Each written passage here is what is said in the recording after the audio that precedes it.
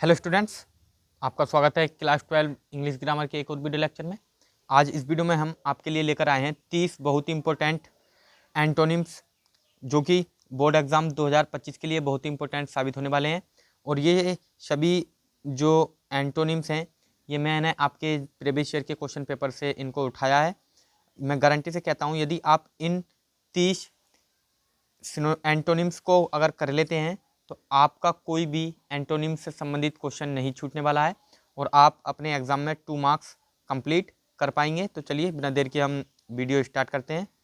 तो यहाँ पर जैसा कि आप देख रहे हैं कि यहाँ पर लिखा हुआ है वर्ड, तो ये मैंने वर्ड लिखे हैं और फिर उनका मीनिंग है, ये मीनिंग लिखा हुआ है। और उसके बाद हमें यहाँ पर दिया हुआ है एंटोनिम्स कि एब्स्ट्रैक्ट का एंटोनिम क्या है, यानी जो भी वर्ड है उसका एंटोनिम्स। तो चलिए पहला है हमारा वर्ड, क्या है पहला? अब्स्ट्रैक्ट। अब्स्ट्रैक्ट का मतलब होता है अमूर्त। अमूर्त मतलब ऐसी चीज़ जो हमको दिखाई ना दे। तो इसका एंटोनिम्स होगा, इसका अपोजिट होगा कॉन्क्रीट या फिर एक्चुअल, जो कि मूर्त हो या फिर बोल सकते हैं जो कि हमें दिखाई दे सके। सेकंड हमारा है एडवर्सिटी, गरीबी या दुर्भाग्य। एडवर्सिटी का मीनिंग होता है गरीबी या दुर्भाग्य और इसका एंटोनिम्स है प्रोस्पेरिटी, और प्रोस्पेरिटी को हम बोलते हैं समृद्धि या फिर बोल सकते हैं सौभाग्य। थर्ड हमारा क्वेश्चन है एम्बिजियस, और जिसका अर्थ होता है अस्पष्ट, और इसका एंटोनिम्स है क्लियर। अस्पष्ट का अर्थ होता है स्पष्ट। चौथा हमारा है वेरेन। बैरेन को हम कहते हैं वंजर, और वेरेन का अपोजिट वर्ड होता है फर्टाइल, जिसको हम बोलते हैं उपजाऊ। 5 हमारा क्वेश्चन है कोवार्डियस, डरपोक, और इसका एंटोनिम्स होगा फेयरलेस, निडर।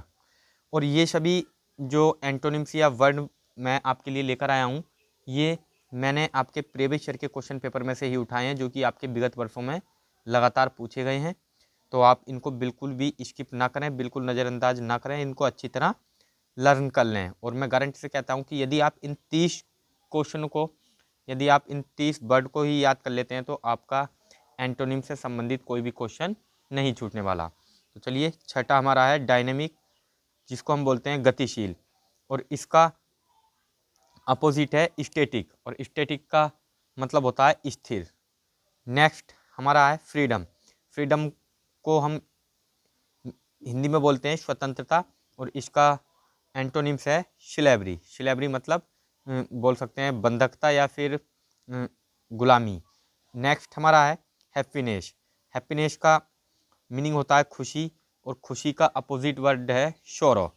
शोरो मतलब दुख। नेक्स्ट है हमारा नाम प्रेशियस, और प्रेशियस का मतलब होता है कीमती या मूल्यवान या बहुमूल्य भी बोल सकते हैं इसको। तो इसका अपोजिट होगा वर्थलेस, और वर्थलेस का मतलब होता है सस्ती या घटिया।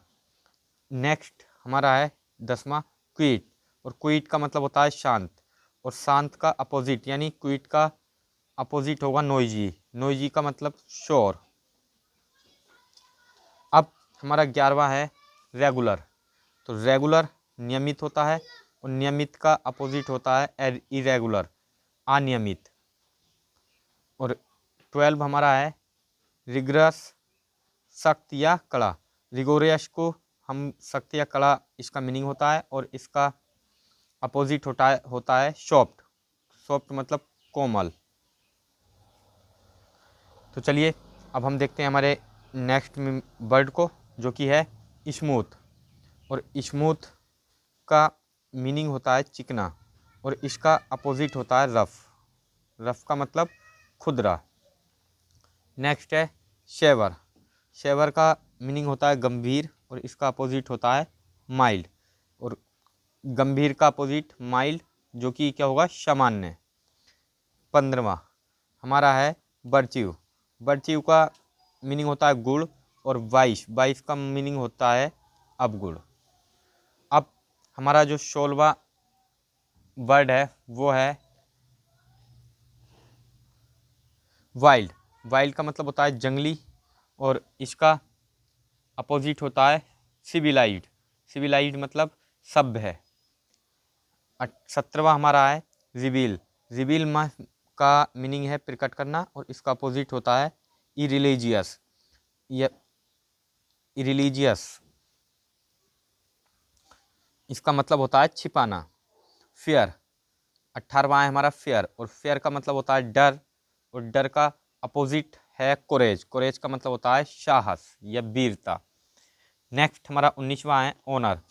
ओनर का होता है हिंदी मीनिंग सम्मान, और इसका अपोजिट है डिसऑनर, अपमान। डिसऑनर को हम बोलेंगे अपमान। नेक्स्ट हमारा है 20वां वर्ड है प्लेंटी। प्लेंटी का मीनिंग होता है पर्याप्त, और इसका अपोजिट है स्केयर्स। 21 है इंक्लूड, और इंक्लूड होता है सम्मिलित करना, किसी भी चीज़ को इंक्लूड करना या सम्मिलित करना। इसका अपोजिट होता है एक्सक्लूड, किसी को भी निष्कासित करना या फिर बाहर करना, निकालना भी हम इसको बोल सकते हैं। 22 है इनहुमैन। इनहुमैन मतलब अमानवीय या फिर बोल सकते हैं क्रूर, और इसका अपोजिट होगा काइंड। काइंड मतलब दयनीय, यानी दयालुता या फिर दयनीय, जिसमें दया दिखाई जाए। 23 हमारा है इंडस्ट्रियस। इंडस्ट्रियज का मीनिंग होता है परिश्रमी, और इसका अपोजिट होगा लेजी, आलसी। नेक्स्ट हमारा है 24 नॉलेज। नॉलेज का मतलब होता है ज्ञान, और इसका अपोजिट होता है इग्नोरेंस। इग्नोरेंस का मतलब अज्ञानता। 25 है हमारा काइंड, और काइंड का मीनिंग है दयालु, और इसका अपोजिट है क्रूल। क्रूल मतलब निर्दयी। 26 हमारा है 26 स्वीट, और स्वीट होता है मीठा। मीठे का अपोजिट यानी स्वीट का अपोजिट है श्योर। श्योर मतलब खट्टा। अब ये रेडिकल।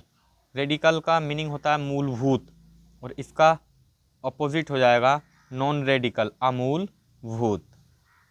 28 है 28 वार। वार का मतलब होता है युद्ध, और इसका एंटोनिम्स अपोजिट की अगर हम बात करें तो वो होगा पीस, शांति। रॉ। रॉ माने होता है कोई भी कच्चा माल, और इसका अपोजिट हो जाएगा राइप, पका हुआ। नेक्स्ट और हमारा आज का अंतिम एंटोनिम्स है शार्प। शार्प का मतलब होता है तेज, और इसका अपोजिट होगा स्लो।